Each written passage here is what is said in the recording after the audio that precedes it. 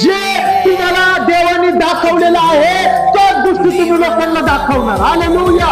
जे मी बघितलेलं नाही ते मी इथून पुढे बोलणार नाही. स्वर्गातले आशीर्वाद मी लोकांवर प्रगट करणार. हालेलुया. तुम्ही ऐकून थकाल पण मी सांगून थकणार नाही. Praise the Lord. कदाचित तुमच्यातले कुणीतरी ऐकून थकले पण असेल. बास आता, बास आता, बास आता. मी इथून वरडून तुम्हाला सांगतोय पण मी थकणार नाही. का? कारण मला पवित्र आत्मा चालवते. मला एक व्यक्ती काय म्हटला गेल्या 2 आठवड्यापूर्वी, एवढा कॉन्फिडन्स कुठून येतो, एवढा कॉन्फिडन्स कुठून येतो असं वरडून बोलायला, वचन सांगायला. मी म्हटलं माझ्यात कॉन्फिडन्स येत नाही. जेव्हा माझ्यामध्ये देव उतरून येतो ना तेव्हा मी बोलतो.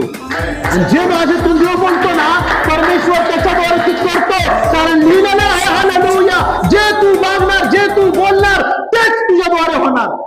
हालेलुया. जे येशूने बोलला, जे येशूने मागितलं तेच येशू बरोबर घडलं. आज येशू नाही, आज 12 शिष्य नाही, पण आज मी आहे.